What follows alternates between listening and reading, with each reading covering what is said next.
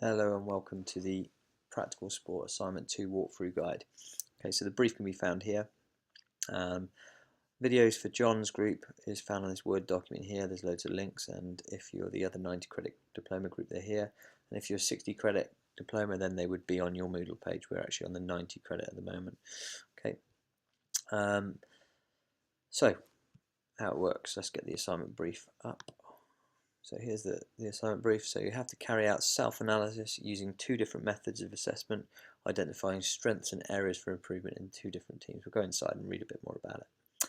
Okay, so the thing it asks for is two infographics, presentation notes, and a reference list. So task one, let's look at task one to start with. For two team sports, use both objective, which is stats-based notational analysis, and subjective, which is opinion-based. So those are your two analysis methods to assess your own individual performance in two different sports. So that would be volleyball and frisbee, or frisbee and handball, or whatever you did.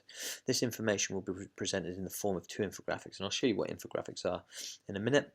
In summary, clearly identify your own individual strengths and areas for improvement in each of those sports. So let's just have a look.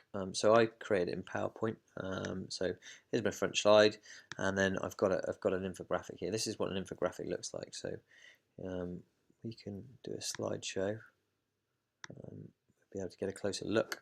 So here's an infographic. It's effectively a graphic with lots of information presented, usually in data form. But what's really important is obviously you need data, which is stats based, and you can see there's lots of stats here, which is great.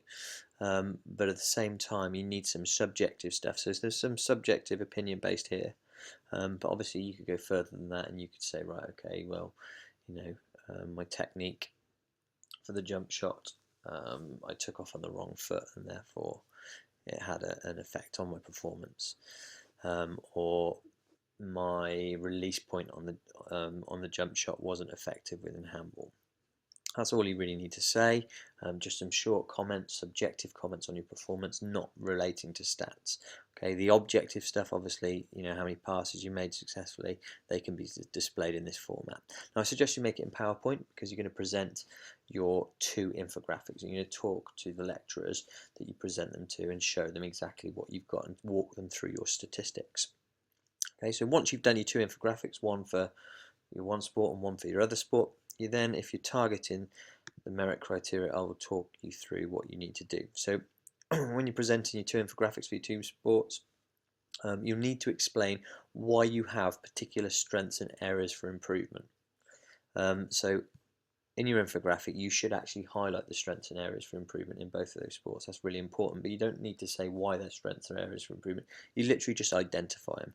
In this section here, you're going to actually explain why they're strengths and areas for improvement. So for me, I might say that my jump shot is a strength because I take off with momentum and have a lot of power behind it, and therefore it's very difficult for the goalkeeper to save the shot. Additionally, my shots are often quite low and into the corners, which makes it hard for the goalkeeper to get the ball or save the ball or stop it from going in. So there's the kind of explanation to it. It's really important that you talk through a variety of your strengths and areas for improvement. So if I'm talking about my areas of improvement, why are they areas for improvement? And you give an explanation as to why they're areas for improvement. Additionally, what you need to do within the merit, if you're targeting that criteria, is you need to research and present suggestions on how you can improve your areas for development. So I might come up with a SMART target. I might come up with a specific training drill and say, right, this is the training drill I think that could develop my areas for improvement. I might even talk about courses or opportunities. Maybe I might talk about joining a handball team at UWE and playing with elite players on a regular basis. So I need to do some research to be able to answer this question here. Now, if you're targeting the distinction criteria, you have to analyse how each of the strength and area improvement impacts your performance.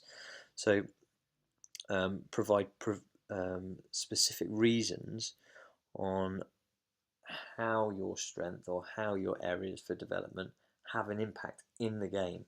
Okay, so if my shooting's effective, it results in me scoring more goals. which results in the team winning. Okay, so I need to go in specific detail on why my strengths are strengths and how they have an impact on the game. Same with the areas for the development. What's different here in terms of the merit, in terms of your suggestions, is that you have to justify. So you have to almost put an argument forward why your suggestions or how your suggestions are going to be relevant to you. So a minute ago we talked about UWE and playing with some elite players. Well, to justify that, I could say that actually if I'm exposed to playing with more elite players, I'm able to pick up new skills. I'm able to I have to work harder to be able to compete with them. I'm able to watch their skills and take ideas off them. And actually, I'm able to talk to them and pick up some key tips and ideas on how to improve my game. So that would be really beneficial because actually I'm interacting with people who are a better level, and that's only going to push me on and develop my game. So there's a specific suggestion. However, you must include references. So I don't have a reference here, so I must include a reference to justify my distinction and support that justification that I've made. Okay, that's really how you target the distinction criteria. It's really important that you research these justifications and areas and suggestions, because if they're not researched, then you're not going to have the reference and you're not going to be able to justify it in as much detail as you like.